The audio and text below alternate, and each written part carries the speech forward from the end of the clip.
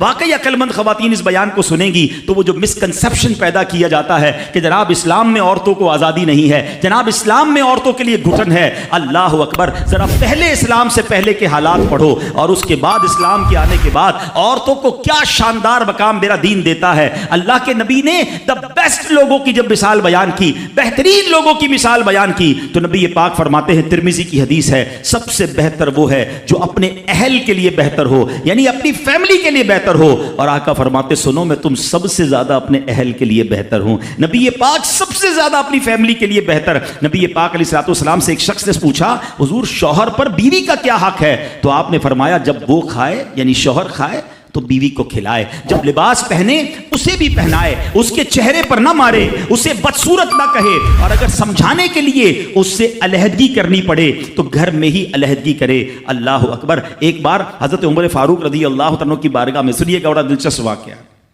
سیدنا عمر فاروق کا کتنا بڑا نام ہے، آپ کے جلال کی، آپ کی عدالت کی مثالیں دی جاتی ہیں، بڑے بڑے لوگ آپ کے سامنے تھر تھر کانپتے تھے۔ آپ کا گھر میں انداز کیا تھا کہ ایک شخص آیا کہ میں حضرت عمر کے پاس جاؤں اور بتاؤں میری بیوی جو ہے مجھ سے اس طرح بات کرتی ہے، اور میرا وہ انداز نہیں ہوتا جو شوہر کے سامنے ہونا چاہیے، ہوتا ہے گھروں میں ہو جاتا ہے۔ تو حضرت عمر کے دروازے پر پہنچا نا تو اندر سے اسے سیدنا عمر فاروق رضی اللہ تعالیٰ عنہ کی زوجہ ام کلثوم رضی اللہ تعالیٰ عنہ کی ناراضگی کی عالم میں گفتگو کرتے ہوئے سنا۔ وہ حضرت عمر سے بات کر رہی تھی، تو وہ شوہر سوچنے لگا کہ میں تو اپنی بیوی کی شکایت لے کر آیا تھا، حضرت کے تو گھر کا بھی معاملہ ہی ایسا ہی ہے۔ تو وہ کہتے میں واپس ہونے لگا۔ حضرت عمر نے بلا لیا، کیوں آئے تھے؟ تو کہا کہ میں تو حضرت اپنی بیوی کی شکایت کرنے آیا تھا، مگر میں آپ کے دروازے پر آیا، آپ کا بھی معاملہ ہی ایسا ہی ہے، تو میں سمجھ گیا ہم دونوں ایک ہی معاملے میں ہی ہیں۔ اب حضرت عمر نے جو ان کی تربیت فرمائی نا، آپ نے فرمایا میری بیوی کے مجھ پر چند رائٹس ہیں، چند حقوق ہیں، مجھے اس سے چند فائدے حاصل ہوتے ہیں جس کی بنا پر میں اس سے درگزر کرتا ہوں۔ پہلا یہ کہ یہ میرے لیے جہنم کی آڑ ہے، میرا دل اس کی وجہ سے حرام کاموں سے بچا رہتا ہے۔